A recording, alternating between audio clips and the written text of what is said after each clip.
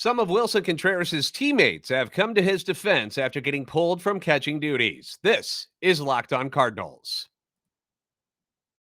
You are Locked On Cardinals, your daily St. Louis Cardinals podcast, part of the Locked On Podcast Network, your team every day.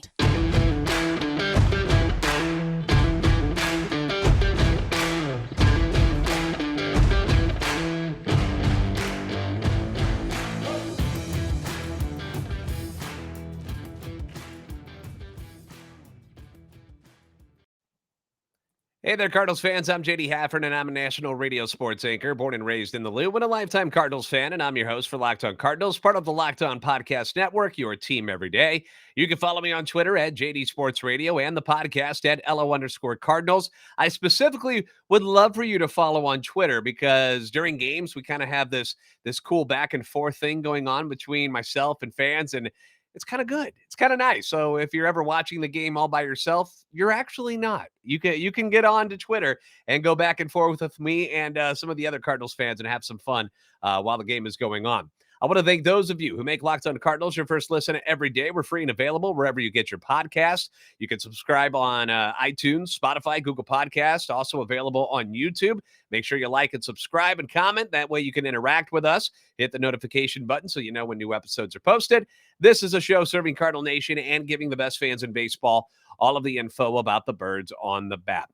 It's been an interesting couple of days for Cardinals catcher slash DH slash maybe outfielder Willson Contreras. Heck, for the whole team, really. Let's be honest. You've had this horrible month of April. It's just terrible when it feels like everything that can go wrong did go wrong. And it kind of did. Like, it didn't matter what they did positive. Something negative would conquer that like an inning later. It was really, really rough. And then the beginning of May here, things hadn't gotten any better.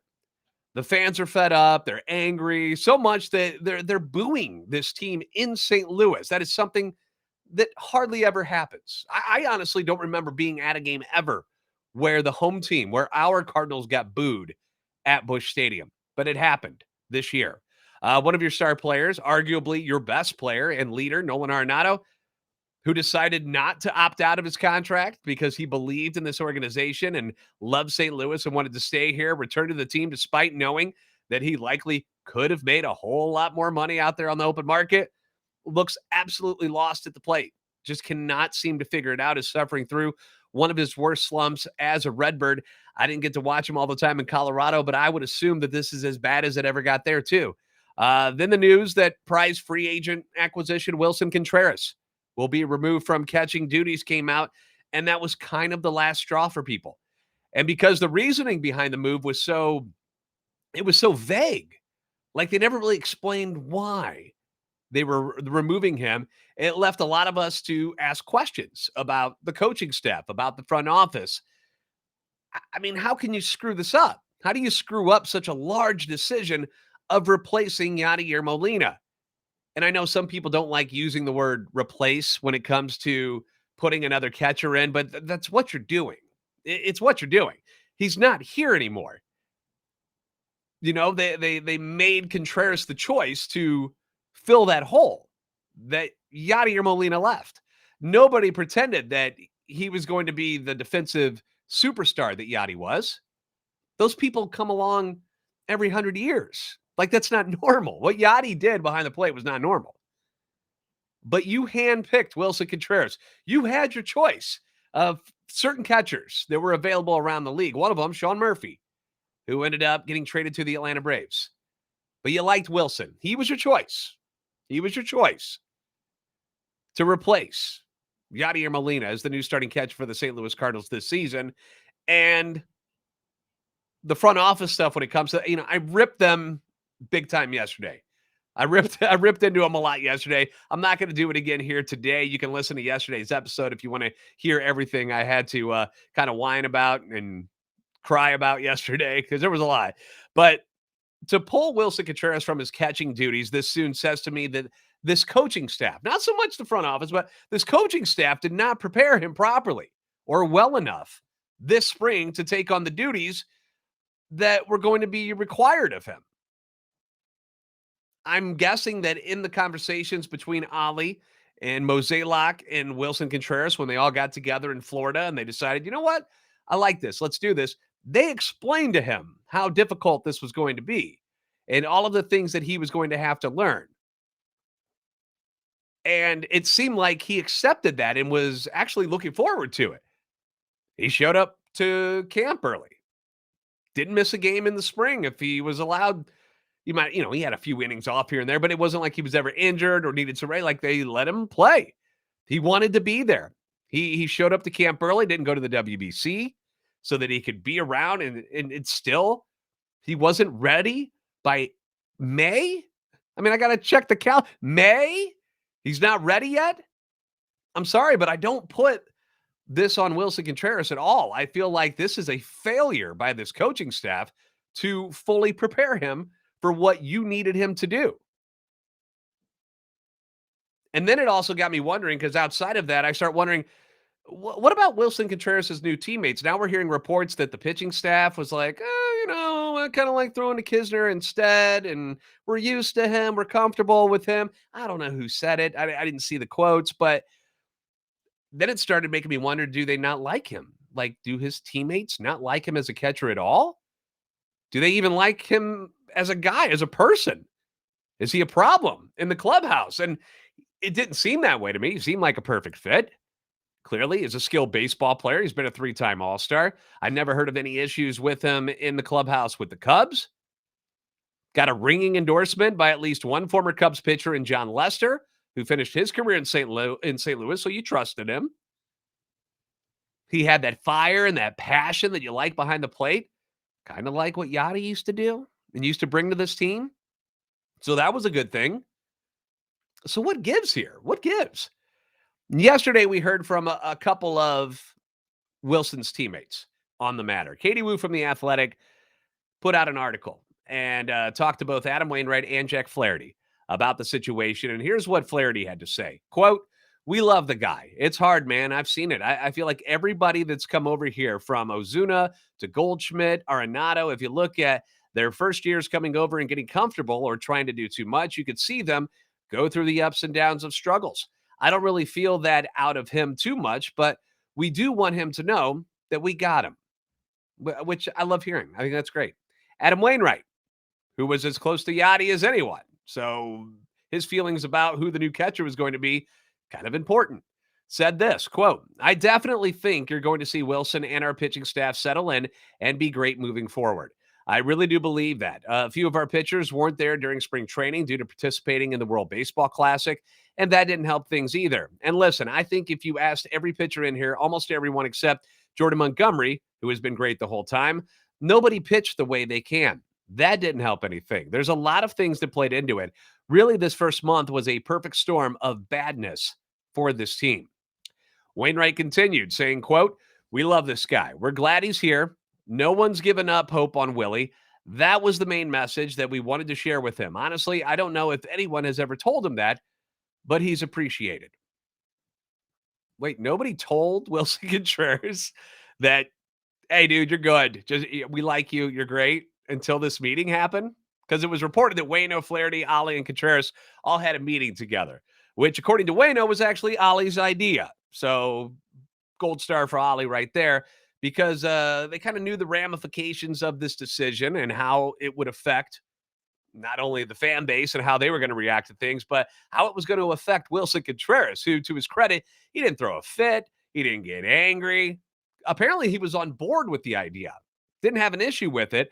After the meeting, it's been reported that Willson feels better about everything and that there's a good plan to get him back behind the plate soon. To me, he just seems like a guy who wants to win. Hates that he's letting his team down. He seems like a very emotional guy. You saw the tears at Wrigley Field last night when they gave him the video, despite people booing him.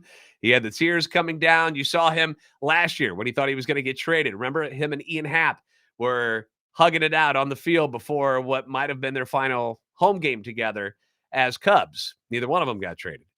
But you see that, and you see like I mentioned earlier, the fire and the passion that he's got out there on the field. And he feels like he's letting the team down. And imagine being the new guy. Okay, you knew what it was like first day of school, you didn't really know anybody. You might have met people before, but you didn't really know them. But imagine being the new guy, how that has to feel. And then on top of that, you've got a lot of these guys who have been together and in this organization for years and years. You're the new guy, and everything is going wrong when you show up. And now you're being stripped of your catching duties. Like, how would that make you feel? Like, the one thing that you thought you were really, really good at, I mean, obviously hitting too, but the catching, they're taking it away from you. And this was a really good team last year. And now they're not very good. And you're the one who's kind of getting demoted because of it.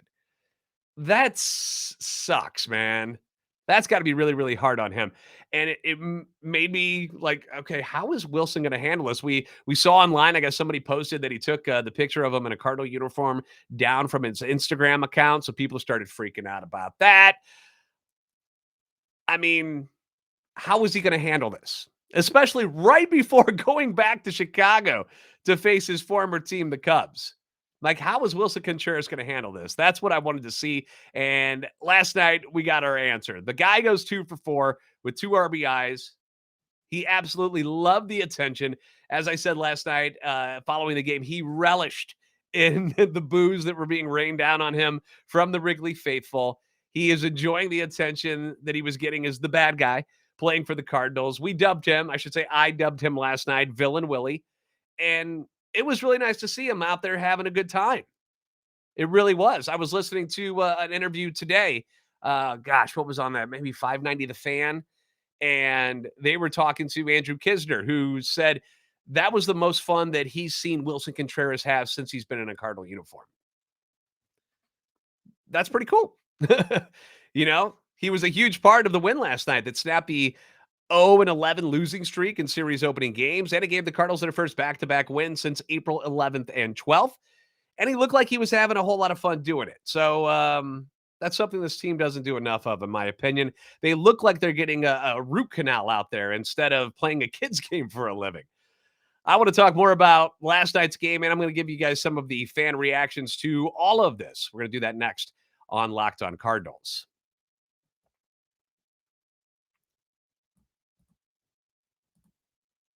Make a fast break to FanDuel during the NBA playoffs because right now new customers can get a no-sweat first bet up to $1,000. That's $1,000 back in bonus bets if your first bet doesn't win. These NBA playoffs, my goodness, they've been fun to watch so far. There's just been so much drama. Like every game, there's something bizarre that happens and goes on that you just shake your head at. You're like, I can't believe this is real. I mean, crazy stuff keeps happening each night. Two-time MVP Nikola Jokic the other night. He's going to be back. He's in the lineup tonight. He is going to play. He got fined, but he had that dust up with Suns owner Matt Ishbia. Like he goes like one of his buddies goes out of bounds. Ishbia, who's in the corner there, owner of the Suns, has the ball, is checking on his own player, and all of a sudden Jokic just comes up, starts pulling the ball from him, kind of gives him a little elbow and knocks him down. Like, what's going on there? And Ishbia does the flop a little bit, tries to get the charge call. I don't know what was going on there, but it was funny. It was entertaining. And to make these games even more entertaining, because that's not going to happen all the time, but you can win money while watching these games. And there's no better place to put your bet on all this playoff action than America's #1 sports book. Visit FanDuel.com/LockedOn and get a no-sweat first bet up to $1,000. That's FanDuel.com/LockedOn. FanDuel, official sports betting partner of the NBA.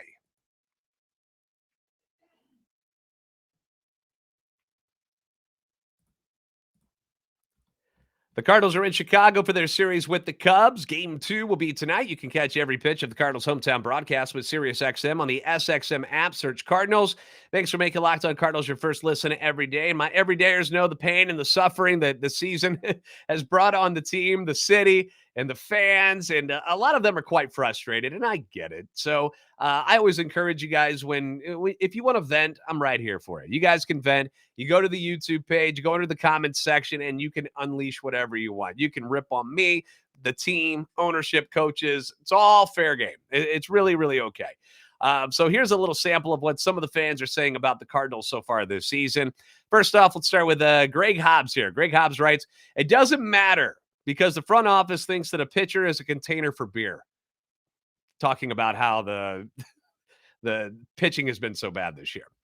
John Hale says, what in the world is going on with my beloved Cardinals? Someone been sniffing the glue bottle? Obviously, that makes me think of the movie Airplane, where the one character is like, looks like I picked the wrong week to quit sniffing glue. Adrian Cornett writes, it's a manager problem and time for a change. They did nothing for pitching in the offseason, and then when he dislikes a player's performance on a play, he talks openly to the press about him. Not a good move for the team's manager. Time for him to go. Clearly talking about Ollie Marmol and the Tyler O'Neill situation. Sawyer Holt writes, I think it's a good move, talking about Willson Contreras not catching. Gives him more time to learn pitchers. His ERA behind the plate is almost 6, while Kisner's is 3.77. We still get his bat at DH, and he gets time to learn. I think it's a smart move. And that's certainly something you can point out. Small sample size, because we're very early on in the season still. I know you don't like to hear that, but beginning of May here. But Kisner has seemed to make a difference in a positive way so far when he's behind the plate. And with how this season has been going, we'll take any positivity we can get. So until it fails, I don't see why you don't just keep Kisner back there. It's hard to argue against it. Bush Hogg, great name, right? It's his first year with a pitching staff. I think some underestimated exactly how great and how much Yadi actually meant to the Cardinals. It will take time to grow into the role. Willie is going to be just fine. Yadi retired, and unfortunately, we were unable to clone him. Well, you don't know that yet. Maybe the clone of Yadi is still growing and is in the infant stage. You don't know that yet, Bush Hogg. But in all seriousness, I was reading Bernie Miklas's article at scoopswithdannymac.com, and I laughed at one part where Bernie said, quote, after being bottle fed by a pitch calling master, Yadier Molina, Cardinal pitchers never developed a mind of their own. They evidently are incapable of thinking for themselves and needed Papa Molina to carry them through a game, end quote. And I had to laugh at that, because I was just as astonished as everybody else when they started talking about how, well, calling pitches and doing that. Like, wait, hold on. Everybody has a chance to veto this. Everybody has more power than Contreras. Contreras can put down a sign and say, I want the slider low and in on his pitch com. He can have that. The pitcher can shake it off. And if they don't like how he's calling games, you know what? You guys in the dugout, Dusty Blake, Ollie Marmol, why don't you guys call the pitches? Why don't you take control? Why is that a problem? So I had to laugh at that, because I just don't understand it. Did the Cardinals pitchers really just let Yadi call the whole game and they never put any thought into it for themselves? He just threw down a sign and they were like, okay, just do whatever you say, Yadi.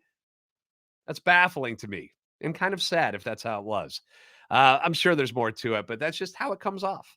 Hackerman says, they were looking for a scapegoat. As so many people before have said, I find the whole ordeal disgusting.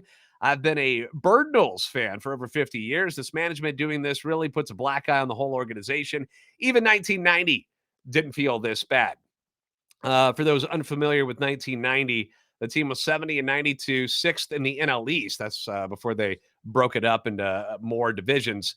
They were 25 games out of first place behind Pittsburgh, who had a young Barry Bonds and Bobby Bonilla. Former Cardinals Andy Van Slyke and Mike LaValliere were on that team. That was a tough year for the Cardinals. They traded Willie McGee to the Oakland A's that year. Willie ended up winning the NL batting title, hitting .335 while he finished the season in the American League, which is odd.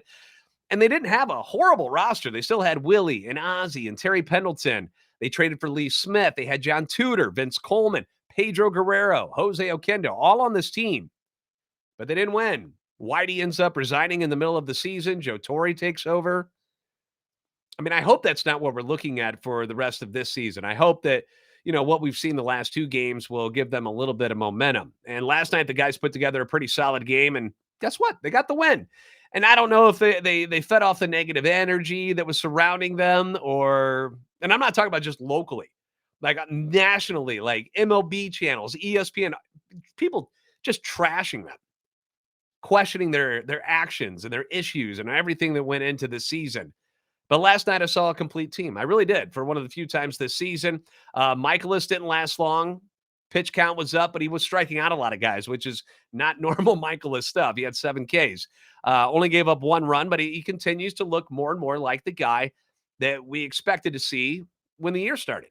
The bullpen was huge last night. Genesis Cabrera, You got him back from Memphis, and he's been outstanding ever since. Brings some fire, some pizzazz out there onto the mound with them. Gets them out of that jam when Michaelis left, and you had the runner at third and less than 2 outs.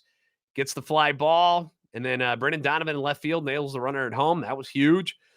Jordan Hicks, despite having an ugly outing his last time out, he blew that game, comes back last night, just filthy, plain filthy out there for 2 innings. Dude hates undershirts, by the way. Did you guys notice that? Because it was really cold at Wrigley. Like, see your breath cold. People were wearing gapes and stuff. Like, it was crazy looking. Like it was November out there.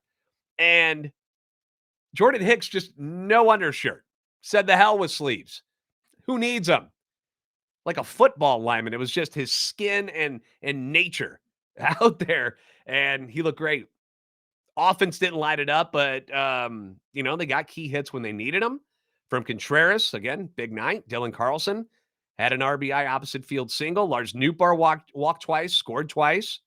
Arenado late scratch with neck stiffness, so didn't have him, and you still got the win. And it wasn't a pretty win, and it was an ugly one. Definitely an ugly one, but you're going to take that because you're not getting a lot of wins. So no matter how you get them, you'll take them. Good looking, ugly, doesn't matter at this point.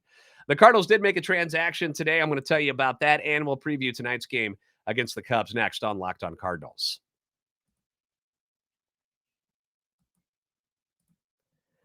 The Cardinals send Jack Flaherty to the mound tonight, and you can catch every pitch of the Cardinals' hometown broadcast with SiriusXM on the SXM app. Just search Cardinals. A name that has kind of disappeared from the lips of Cardinals fans has been recalled to the team. They brought up Andre Pallante. Remember that guy? An option lefty Jojo Romero to Memphis. After getting demoted last month, Pallante been all right at Memphis. 9 2/3. Gave up 5 runs, 3 of those earned on 5 hits. He's walked 2, but he struck out 14. Remember, he was having trouble with his control. The walks were a problem. So good to see that maybe he's ironed things out a little bit down in the minors. JoJo heads out, and according to my math, that leaves the Cardinals with 1 left-hander in the bullpen, and that's Cabrera, who threw a bunch last night.